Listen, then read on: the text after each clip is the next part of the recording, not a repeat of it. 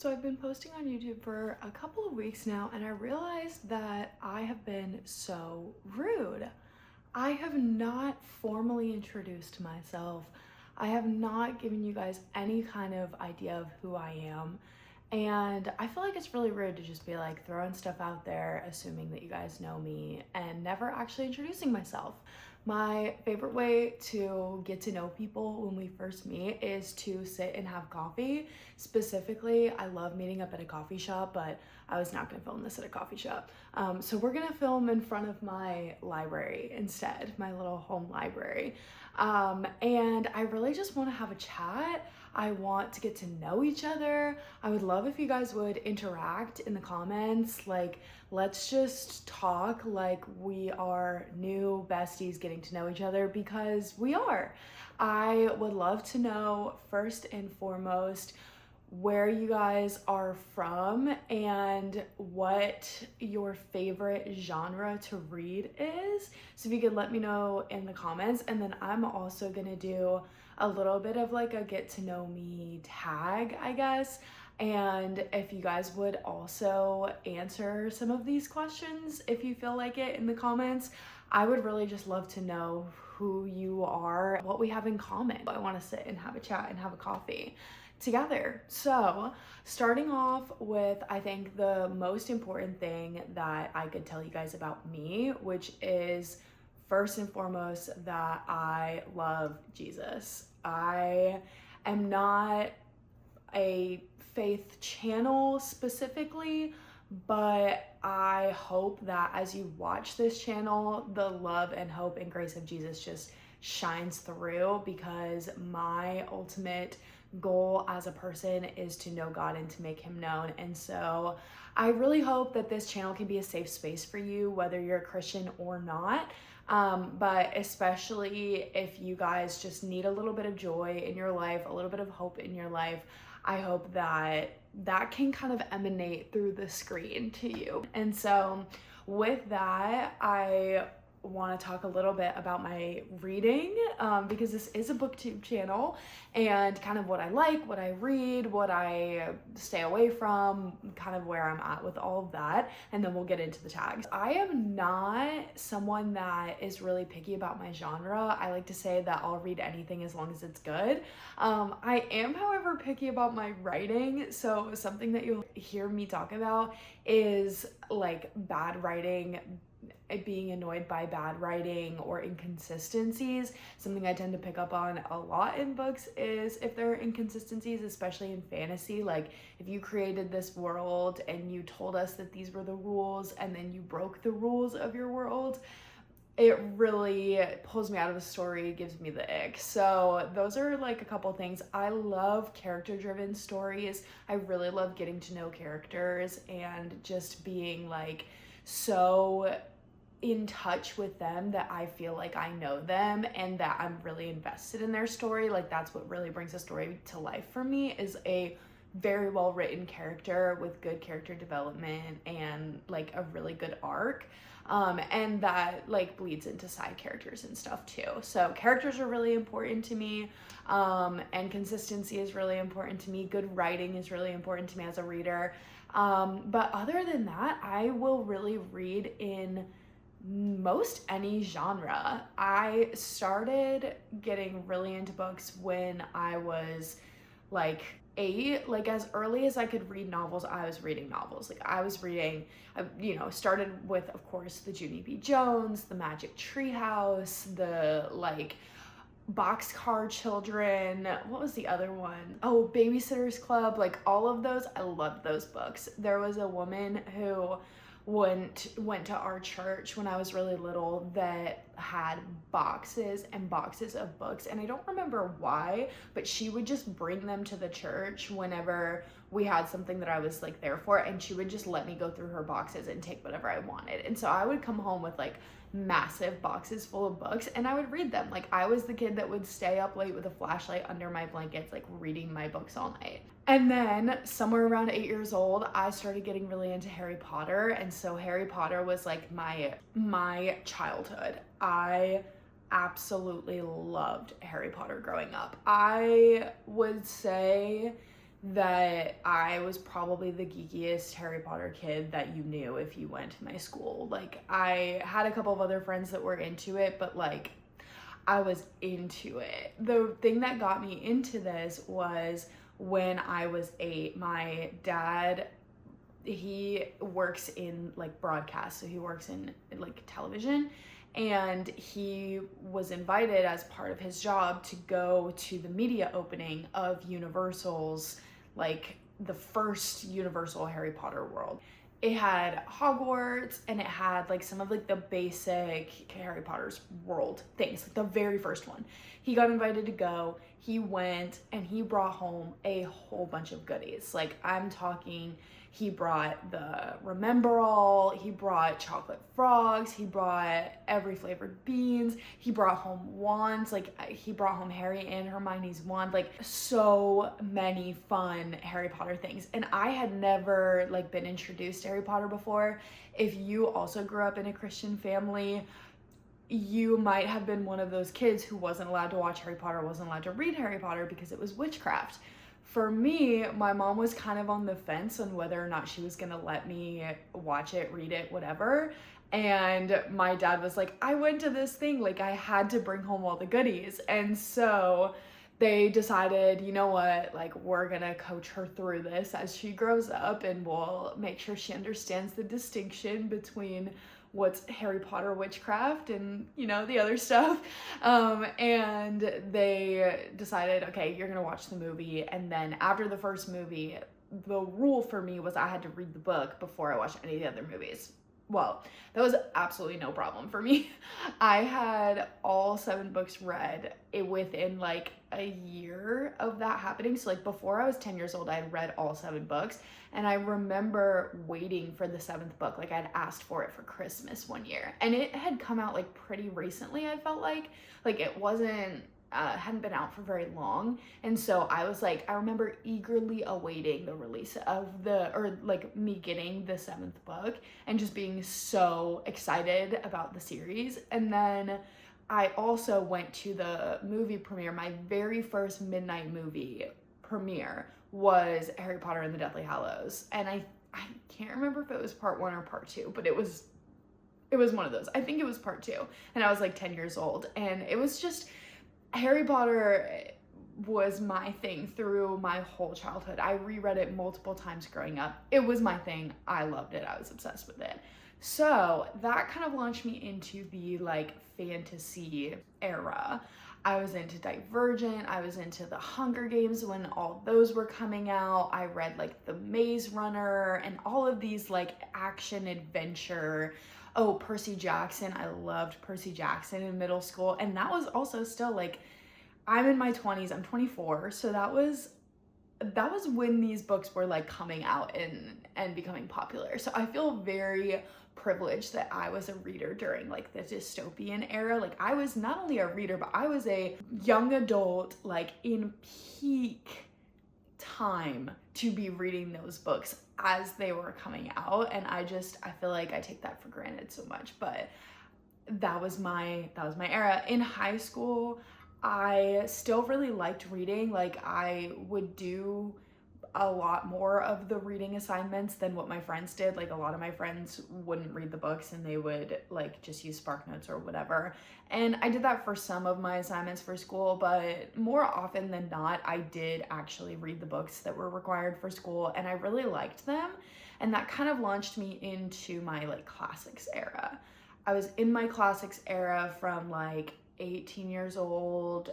Honestly, I haven't read that many classics in the last like year or two, but really like I love the classics. Like I think it started when I read The Lord of the Flies for school in my freshman year of high school, and I was like, oh, this is really good. Like I should keep reading stuff like that. And then I think maybe my senior year or my freshman year of college, or like my first year out of high school, I read Jane Eyre, and I was like, oh, this is really good. So yeah, I just kind of went on the rabbit trail. I read Jane Eyre and Wuthering Heights and Pride and Prejudice and like all of those kinds of classics. And then I read the entire Lord of the Rings series, which oh, what a feat. And that was like during COVID was when I read the Lord of the Rings.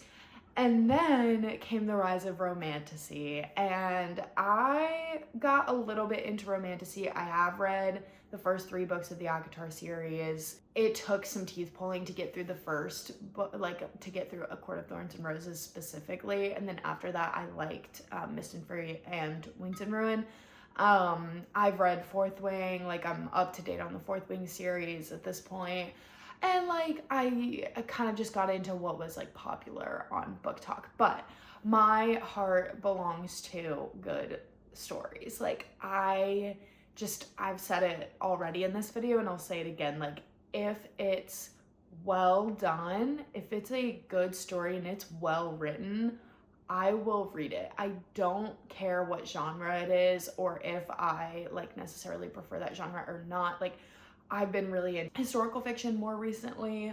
I've been loving, like, I've recently gotten into sci-fi. I've really liked sci-fi lately, literary fiction, romance, young adult, mysteries, thrillers, like really put it in front of me if it's a good story. Like I've read Stephen King, like if it's a good story and it's well written and it's clear that there's a lot of time and thought and effort put into it, I will read it. Sometimes if it's trash, I will still read it. Like there are plenty of books that I would say there was not a lot of thought or there was not a lot of complexity and I read it and loved it anyway. There's romance books like that.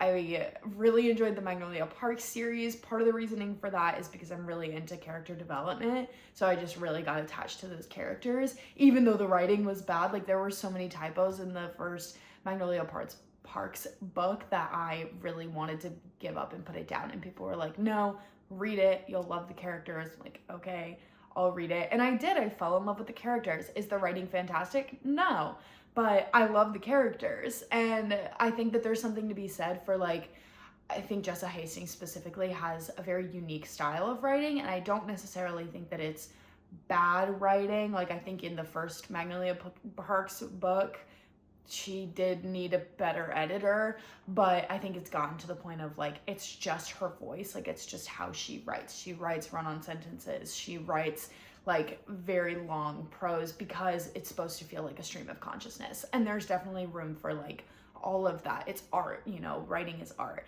So anyways, that was like a whole lot of things that you didn't ask about, but I just wanted to give you a little background on like my reading journey.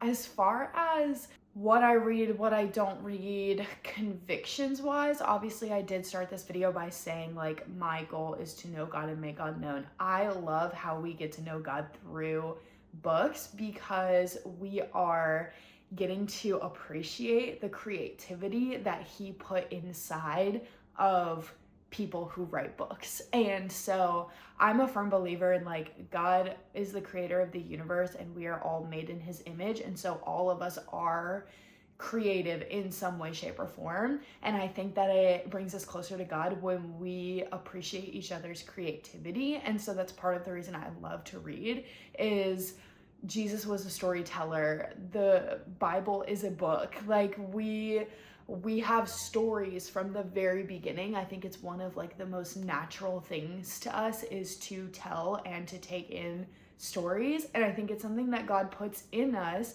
is to be creative and to tell stories in some way, shape, or form. And I just personally really like doing that through books. I know one of the big things that Christians talk about in the book space is spice. Like there's this discussion about like, do we read spice? Do we not read spice? Is it okay in certain contexts, and like when is it and when is it not? And the thing that I will always say is pray, ask God what he is asking of you. Know yourself, focus on him first, focus on what he wants for you first, and your relationship with him first. If he says no, you're not reading that, or you feel convicted when you read something of like, oh, I don't feel good about reading that, put it down. Put it down and move on. That's how I approach my reading anyway, and I think that it's a really good way to consistently just trust God, trust the Holy Spirit with discernment. It's difficult because so much of it is us just trying to figure out how to be more like God and how to be closer to God. And so things that are good are things that are godly. Things that are godly are loving each other well and are pursuing God above all things. Does that mean that every single book has to be about God? No, of course not. I'm getting on a little bit of a whatever, but I think the important part of it is I think it's okay to consume books that are not 100% like about God or by Christian authors. What I think is not okay is to consume books that you feel convicted about or that separate you in some way from God. So if you're reading something that is putting you in an anxious mood, or it's making you feel like you're becoming attached to something that is dark or that is not glorifying to God. And I try to be really careful and discerning when I'm reading about how it affects me. And I think that's one of the biggest ways that we can be discerning and know like what our convictions are and should be is, how is this affecting me? How is this reflecting on me? Is this changing the way I think? And is it changing me in a good way or is it changing me in a bad way? My sister-in-law Lexi and I have a podcast, and one of the examples that we talk about is in the Magnolia Park series specifically, both of us have noticed that if we spend too much time reading those books, that we start to get an attitude and we start to get judgmental and we start to get very selfish and we start to kind of take on some of the toxic personalities that these characters have because we're so immersed in them and their world and who they are that we start to see that reflected on us. And I think that there is some wisdom that we have to ask for there in terms of how much of this should I be reading? And, you know, do I continue the series? Do I not continue the series? Do I read it in moderation?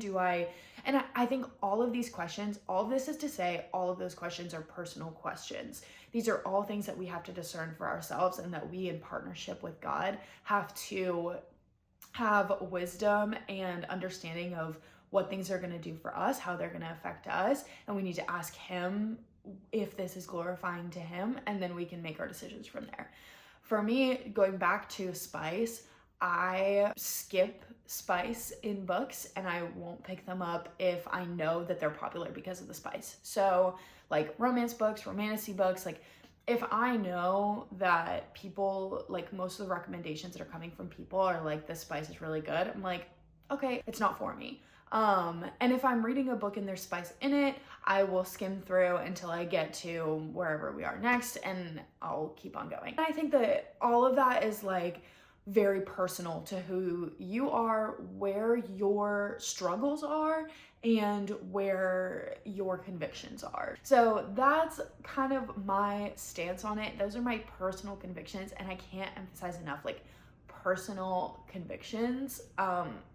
That might not be true for you, and I would just encourage anybody who is worried about it or thinking about it or whatever to just pray about it and talk to God and ask yourself the question of like, is this bringing me closer to God? Is it driving me further away from God? And I think you'll find that that can pretty easily be a good like check for you in terms of whether or not it's something that you should be reading. So again, that was a little bit of a side tangent once again, but I would like to move us in now to a little bit of a book tag. So I have a few questions that I'm gonna pull up. Let's get into it. I did find these questions from a blog online. I have no idea if this is like a normal tag that people do. I've seen people do book tags like before, but I couldn't find like the questions listed out in a way that was like easy. So I pulled them from this person's blog and only barely skimmed through the questions and was like, yeah, that feels good.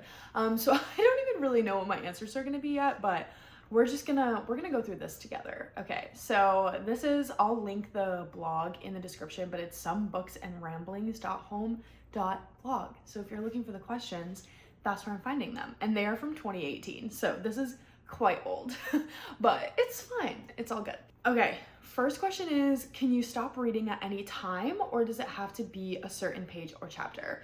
I think for me, I prefer to get to the end of a chapter before I stop reading, but a lot of the times I will read before bed, and so I will end up stopping in the middle of the page because I'm falling asleep, or like my husband wants me to turn the lights off because he wants to go to sleep. And so sometimes I will start mid-page or stop mid-page or like on a certain page.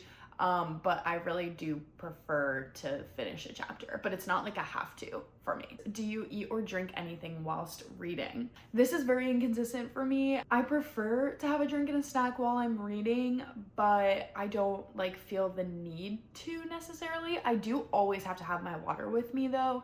I don't always actually drink it, but it's kind of emotional support, I guess. Especially if I'm reading an emotional book. If I'm starting to get emotional about something, I immediately look for my water bottle and I like try to drink water. So gotta keep that water bottle on standby in case I'm about to cry. Can you read listening to music or watching TV? Yes, I can read listening to music. And I can sometimes read watching TV. I would say the only time that I ever really effectively read while the TV is on is if there's sports on TV. Like if I'm at my parents' house and it's like Sunday, my dad's watching football, like then I can actually lock in and read. If there's like a normal show on though, I will get distracted by the show and I will not actually read. Music though is no problem, like for the most part. Sometimes if I'm having trouble like getting into the book or into the world or whatever, music with lyrics will pull me out of it. But that is really just dependent on the book.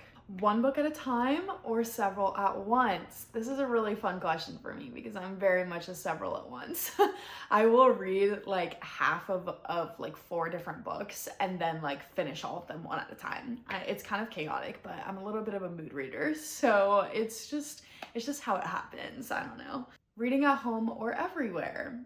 I mostly read at home, but I don't mind. Like, I do bring a book or a Kindle with me to most places. Like, I pretty much have it on me so that if there's stuff going on, I can just pull out my book, pull out my Kindle. Like, if I have to wait for some reason or like whatever the circumstances, I like keeping that thing on me. You know what I mean? I also really like getting out of my house when I have the chance. So I do really like reading in like coffee shops or like in the library or I don't know, just wherever, in parks. I really love to be outside. So if I can be outside and read my book, it's a win. Okay. Reading out loud or silently in your head? I read silently in my head. However, if I am in a point of the book that is like shocking or really emotional, I will like whisper read the words. And I only noticed this when I started filming myself reading. I would like go back and watch during like the emotional parts or the like really intense parts and see myself like sit up and like I'm like, what am I doing? Like, oh, I'm reading, I'm like whisper reading the words because I'm like in shock and I feel like I need to have it out loud in order to like fully believe what it is that I'm reading. So in my head, but every once in a while, if it's really insane, I will notice myself reading out loud a little bit. Do you read ahead or skip pages? So if I'm not enjoying a book, I will skim just to like get through it. Or like I said, if there's like spice, then I will like skim or skip. But I'm not the type of person that will like flip to the end and read it. I've known people like that and I think they're crazy. But I don't like getting stuff spoiled for me to the point where like I won't even read that of the back of the book a lot of the time because I don't want to know anything going in except for like vibes. So no, I definitely do not read ahead. Oh, breaking the spine or keeping it new. This one is very controversial, I know, and my sister-in-law and I do not agree on this one. She keeps her spines absolutely pristine. And I do not care about my paperbacks specifically. Like, I am not the type of person that's going to like be really pressed if the pages get folded or the spine gets broken or like something happens to the cover. I'm like, it's a book, like you're supposed to read it and use it and it's supposed to be loved, you know? So like if a book is, depending on the situation for me, like I have been one to like fold the front cover back, which I know is like very triggering for some people, so I'm not gonna like actually grab a book and do it, but I have done that. I am not the type of person that just takes a book and like breaks the spine on purpose. I'm more like, I will, if it gets broken, like I don't really care. It's not like I'm doing it on purpose, but like if as I'm reading, like the spine is breaking, I'm like, oh well, it is what it is. It's a book and I'm reading it, you know? Do you write books or just read them? This question is really hard for me because I've never actually finished writing a book, but I have like 3 works in progress that I haven't touched in like months. So I don't know. The answer is like I do really enjoy to write and I always have since I was a kid, and maybe one day I will finish a book, but right now I do not write books, at least not in any official sense of the word. What are some of your favorite books of all time? I mentioned a couple. I mentioned my Harry Potter phase, my classics phase. I would say some that I hadn't mentioned. The Secret History is one of my favorites. Kristen Hanna has some bangers, specifically The Great Alone, The Women, and The Nightingale. All of those books are like very high up on my list, and I say that because I recently read The Women by Kristen Hanna, so it's very fresh in my mind, but that definitely has to be one of my favorite books of all time. I would also I feel like there's just so many. I'd also say like The Lord of the Rings. I absolutely loved that series and would love to read it again. It's been now like almost 5 years since I read it the first time, so I would at least read The Hobbit again. But yeah, other than that, I don't think I can name some very specifically. Oh, Wuthering Heights, probably my favorite classic. But yeah, I feel like there's so many, it's hard to name like favorites. Even though I just did, I still feel like there's some that are not getting the attention that they deserve. But those are just a few of my favorites. Okay, the last one is, what do I like to do besides reading? So for me, I am a woman of many hobbies and I need to be doing lots of different things to just keep myself busy and occupied and whatever. And so I was a music kid. I really enjoy music. I play a couple instruments. I don't play them a ton and I'm not great, but I do enjoy doing it. I also grew up rock climbing, and so that's something that I continue to do just as a hobby. My husband and I really enjoy doing that together. I have a dog who I love, and so we go out to parks and dog parks. We go on walks. I really enjoy, like I said, being outside and being active. So anything that I can do that like gets me fresh air. I love to travel. We've been in our traveling era this year. We're like really trying to appreciate this season of life where we can afford to like travel. And so we've been doing a lot of that lately, which I love traveling. I love seeing new places and just exploring and all of that good stuff. I'm a very much a people person. I love being around people. And so if we're getting together to do a craft, like you better know I'm gonna be there, but my craft is probably not gonna be great. And it's not like my favorite thing to do, but I love the vibes. So I will be there for the vibes, but it's not gonna look good, whatever it is. I've never been great at like art with my hands. I don't know what it is, but I'm not the biggest crafter. Love going to church, love being in community with my girls that live close by, and spending time with my husband. We really like going out to eat. That is just a whole lot about me that you didn't ask about, but I told you about anyway. I would love to hear from you in the comments. What are your favorite genres to read? Is there any kind of like book that you feel like, oh yeah, this is like this is my top book, or this is my top genre. I also would love to know if you guys have any like personal reading like things where you're like, oh, if a book has this, I won't read it. Do you have any absolute no's?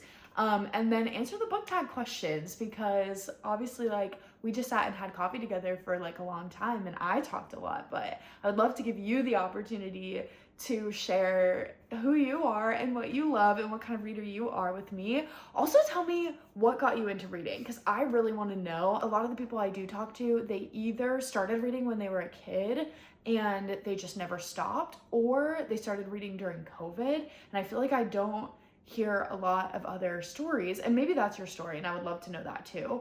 But yeah, let me know what got you into reading. Like, when did you start reading, and like was there a specific moment in time, or was there a specific book that you remember like really getting you into reading for the first time, or maybe again as an adult? I don't know. Tell me, I'm dying to know. But that is all I have. I'm gonna stop yapping your ear off now. I did want to quickly say, if you're watching this like as it's releasing, next week is Thanksgiving. I will not be posting next week because I am in preparation for Bookmas. So I will be doing 12 days of Bookmas, December 1st through 12th. I'm going to be posting every day. I've already started filming and editing and all of the things, and I'm so excited for these videos. Like, some of them are just, they've been really fun to already start making, and I'm just really excited to get these out to you guys. So like I said, will not be posting the week of Thanksgiving, but then I'll be posting the first 12 days of December, and then I will be taking a break for the rest of December, and I will be back in January. So you'll get a lot more from me before the end of the year, and then a couple weeks off, and then I'll be back in January. So Wednesday is my posting day also, by the way. If I'm posting, it's going to be on Wednesday. I'm trying to post every Wednesday, but I do also work, and I don't necessarily have like all the time in the world to do this, but I really enjoy doing this, so I'm gonna try to do it every week. But I will try to put something out in my like community thing if I'm gonna miss a Wednesday or something like that. But yes, Wednesday is my posting day. No post Thanksgiving week. Come back for Bookmas for 12 days, the 1st through the 12th, and that's all I have to say. I will see you guys on December 1st for day 1 of Bookmas. I hope you guys have a fantastic rest of your day, and I will see you